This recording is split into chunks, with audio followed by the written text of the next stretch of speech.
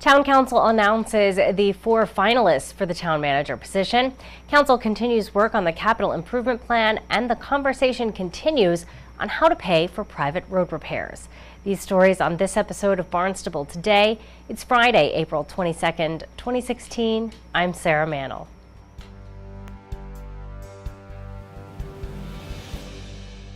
Town Council is one step closer to naming a new town manager.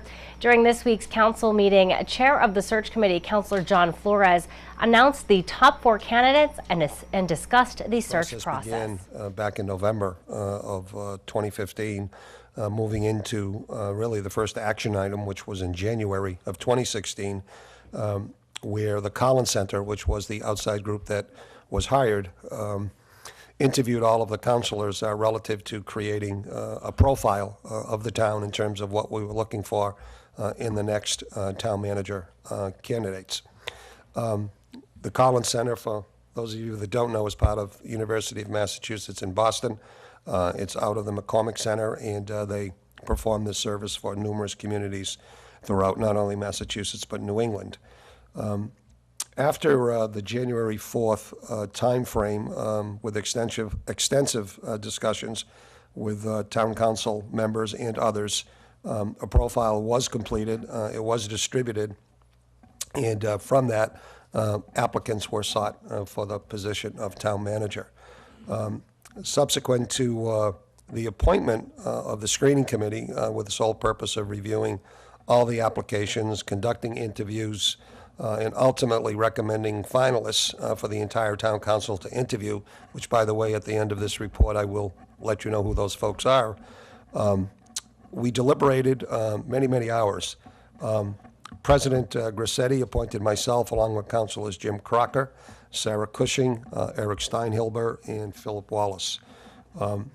Subsequent to our organizational meeting on February 4th, I was honored to have been nominated and voted to be chairperson of the Town Manager Screening Committee and process by my fellow councilors. And since February 4th, we have had numerous meetings, reviews of applications, compiling interview questions for the applicants, actually interviewing the applicants, researching their backgrounds, all of it in conjunction with the Collins Center.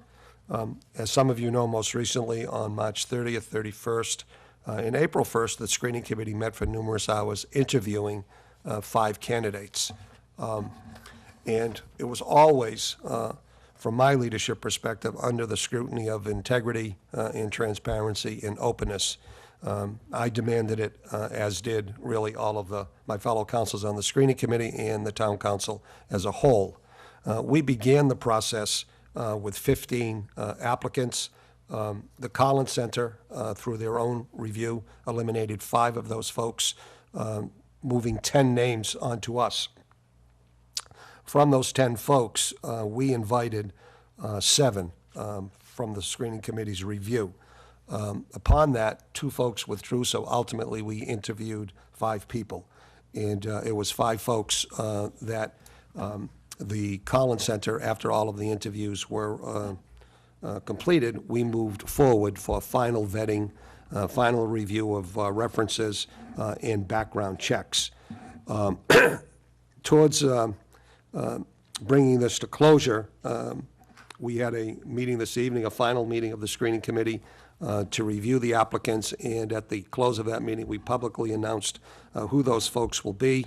We plan on interviewing them on Saturday, May 7th, beginning here at 10 a.m. It is a Saturday. I wanted it to be a Saturday so the public could participate. They're going to be invited. It will be broadcast on television also. The public will not be allowed to ask questions, but they will be allowed to observe. This will be councilors asking questions of the remaining candidates. We will be interviewing those folks in alphabetical order. At the same time, I will announce their names this evening in alphabetical order, and they happen to be Nicole Ard, who was a town manager in Sandusky, Ohio, and Hillsborough, North Carolina. Troy Clarkson, who was the current town manager in Hanover, formerly in Bridgewater. Mark Ells, our assistant town manager, formerly DPW director, and Timothy King, who is currently the town manager in Westport, Massachusetts, formerly town manager in Ellsworth, Maine.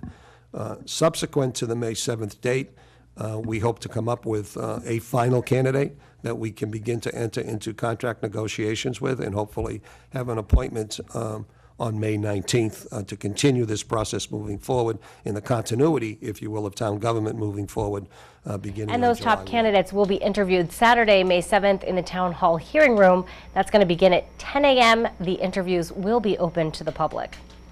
A request to use more than $850,000 of the town's sewer construction and private way maintenance and improvement fund generated much discussion amongst councilors.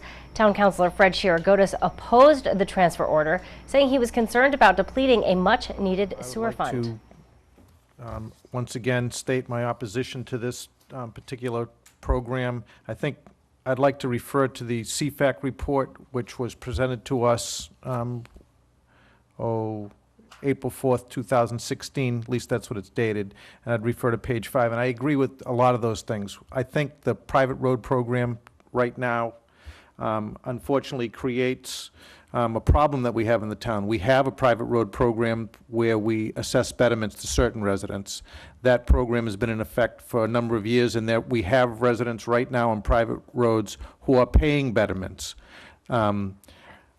So the town's going to propose that we'll have private roads that don't pay betterments. We have private roads that will pay betterments. We have private roads that we won't repair at all. And we have private roads that people are already paying betterments for and have been paying for some number of years and were not considered or included in any of these types of programs. I think that creates a problem. I also have a problem with the, as I would call it, the rating of the fund that we created a number of years ago when we made a commitment to the town residents that we would dedicate the funds from rooms tax and the meals tax specifically for sewer improvements. And I think that that fund really needs to be maintained, because that's a big project that's coming. It's being worked on. It's been worked on for a number of years. And the biggest issue is everyone agrees that we have a significant issue with regard to water protection. What's important is how are we going to fund it? And it's such a big project that it scares everyone, and it creates great angst. And I think that unfortunately we have, or fortunately, we have a system, private road system, that has worked for many years. And I believe that rating that fund and creating multiple new private road programs creates a problem for the residents of the town who, as I've said, are either already in a program or in a different program or will never be reached. And so therefore I can't support this item. Town Councilor John Norman says that he hopes to find another alternative so that in the future the sewer fund can remain intact. You know, when I was first ran for town council and I went door to door and talked to people, the biggest issue in my precinct was the condition of private roads. So after I was elected, I went in and sat down with the town manager and I said, you know, I think there's a real, need for and a desire to have some sort of funding mechanism to be able to repair private roads. And he agreed, and then all of a sudden what came out was a 2.5 override on the ballot that was for the repair of private roads and sewering. And it went down in flames, and I still believe to this day it went down in flames because it added in the sewering, which at the time was a pitchforks and torch issue.